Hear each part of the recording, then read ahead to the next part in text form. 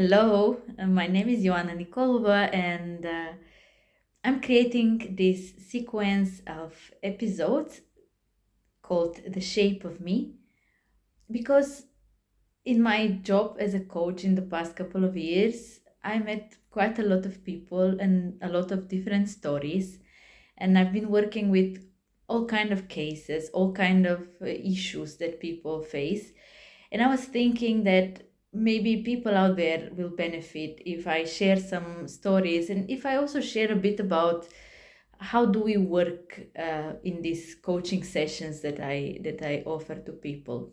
So these videos are not to sell you something, they are not to pursue you to do something. It's more about there are more and more people who are connecting with me, and they're asking me, okay, what is this coaching all about, and I have an issue, what can I do? So I've been thinking that maybe my experience during the years can be actually supporting somebody in their own journey. So first, I want to bring some clarity on the whole concept of coaching. uh, I've been when I say I'm a coach, I'm hearing all kind of questions, looks I see. Basically, my job is to meet people, to listen to them, um, and to support them gain another perspective. There are all kind of different tools, and actually, I would start with why people go for coaching. What I've seen so far with all my clients is that they come to me or to another professional when they really cannot handle it anymore. When they reach a limit and it's harder to continue trying than to seek for help. And usually this seeking for help, going for a coach or a therapist or a retreat or just speaking with a friend, it's not so easy for people because realizing the problem actually takes sometimes very often.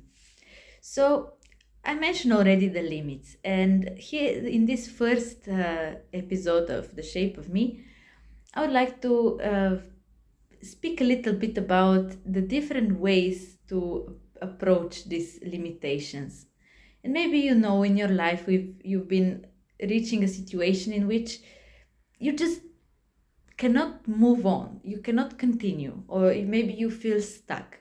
Maybe no matter what you're doing and how hard you're trying, the same problem comes again and again and again to you.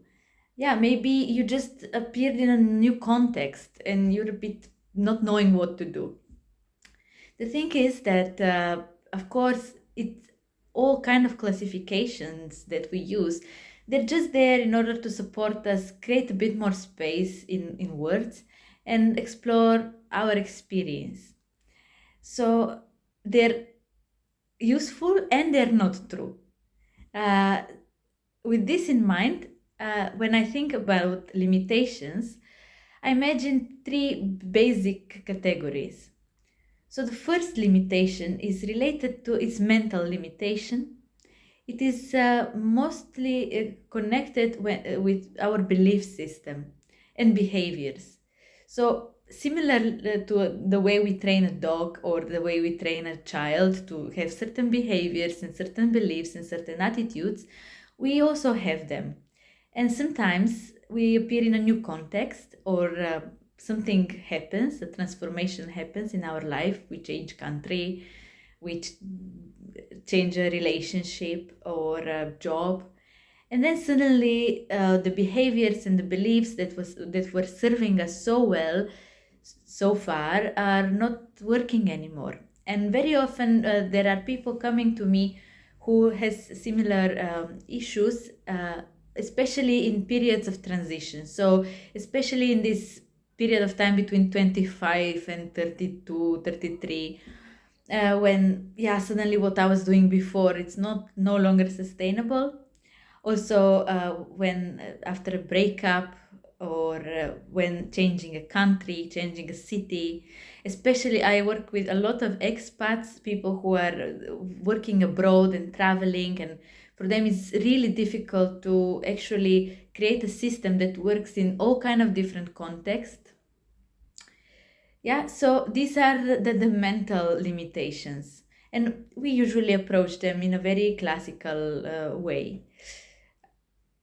There is the second type, at least how the frame I work with. The second type of limitations, they're emotional, or I look at them as limitations related to energy.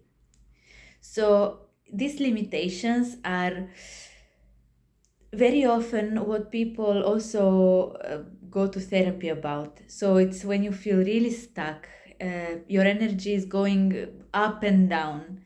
Maybe there are days when you don't feel energy to do your daily routine, and there are days where you have so much energy and it's just really heavy to put it somewhere. And maybe there are certain areas in life where energy is stuck. So this kind of stuckness or limitations, usually we approach with therapy, movement sessions, a lot of body awareness, releasing of stuck energy in the body. Yeah. And then there is also a third type of limitations. It's, for me, as I see it, as I've experienced it, it's the last step, and it's the body limitation.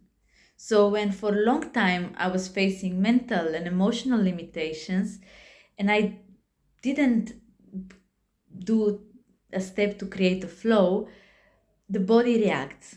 This is when people come to me and they experience insomnia, anxiety, depression, burnout. They cannot focus.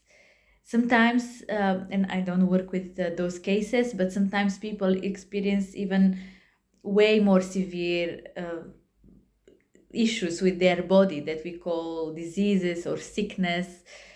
And this is the last step, when also our body has been dealing with the limitation for quite some time, and then it's just time to react. Well, with this being said, actually we covered the realm of classic coaching. What kind of issues, what kind of situations there can be, and the shape of me, it's not going to focus so much on the classical analytic approach. There is a brilliant coach, Sitz Becker, and I was very honored to visit her training course. And then she was making this distinction between analytical and systemic level. So we're going to also work with kind of distinct, we will also separate those two. Maybe you wonder, what is it about?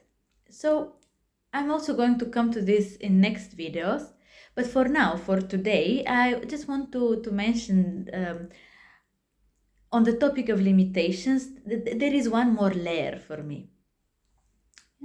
It is layer that is not on the surface of those three that I mentioned, the sickness, like the body, the emotional, or the mental / behavior limitation. It is a layer that seems to be beyond, to be something that is behind what we can see or hear or experience. Behind, or in another frequency, if you wish, nothing spiritual. So, what is it about? Have you ever had a situation in which you feel it's not really about me? And maybe it doesn't make sense. I will use a metaphor here. I'm in love with plants, like the one you see behind me. I love plants, and few days ago, I could see that one of my plants, pepper, one of my favorite ones, it had a little spot on one of its leaves.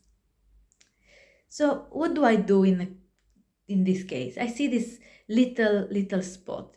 This usually, if a client comes to me in real life, this spot for me will be the issue, the problem, the one thing I will work with. Yeah. And then usually in the analytic approach, the classic way to work, I'm going to really get closer to this spot, zoom in and examine it.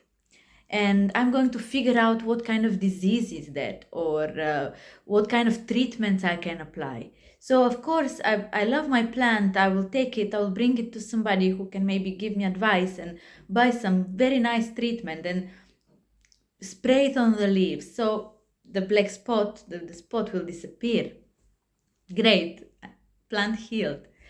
This is also what is happening very often with coaching. Like we have a concrete problem, we go to the coach, to the therapist, or to our mother, we speak to a best friend, we figure out something, and we make action, we take action, and then everything is great, and we continue forward. But what is happening if a couple of days after the treatment, the spot on my pepper appear again? Maybe it will be the different shape of a spot in a different leaf, but it appear again. What shall I do in this case? Then, well, this is what we call dealing with patterns. When the same issue or the same situation appears again and again and again, no matter how hard we're really trying and working to keep it healthy. What kind of situations that can be? Yeah, for example, you're working, you're giving all you can in your job, and at the end, yeah, something with money is always happening. They're never enough. There is this just stuckness when it comes to money.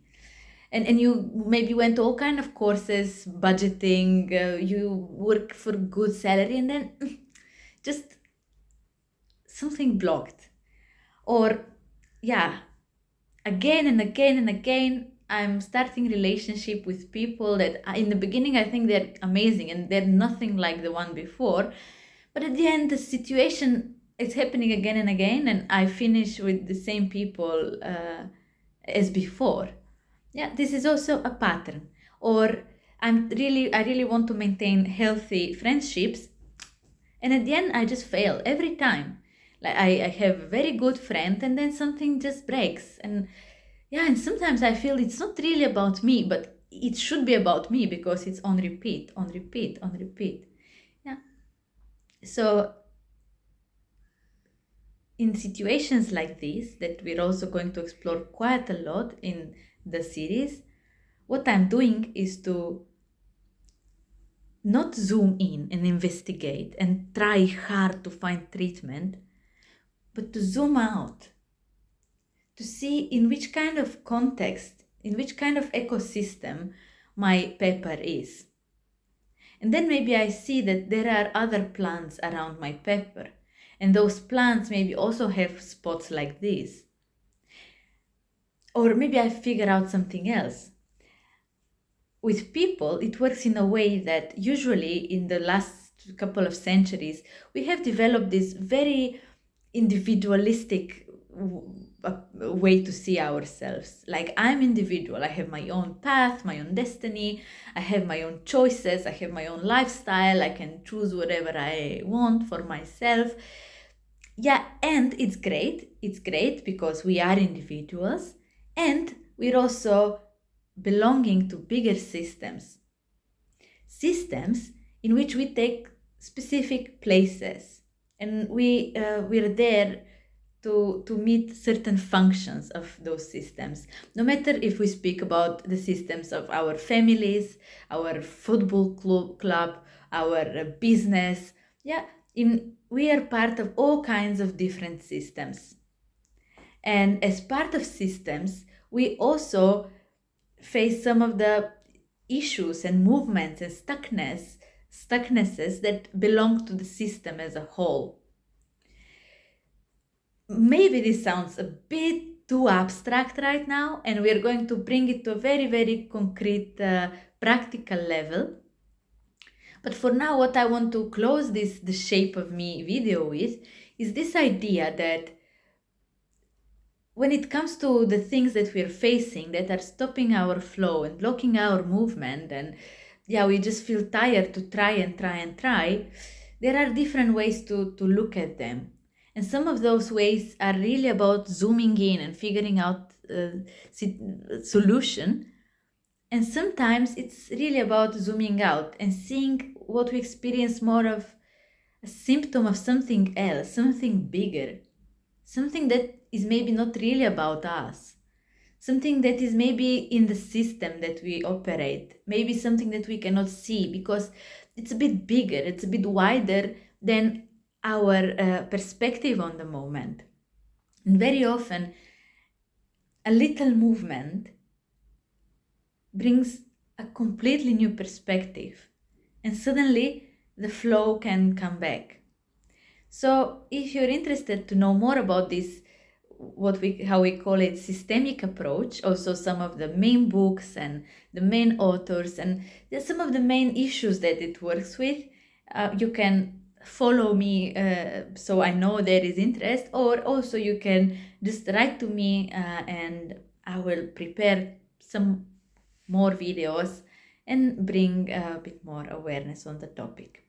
So far, this is it. So, the shape of me. Sending a lot of love to all of you who are watching this, and enjoy your day.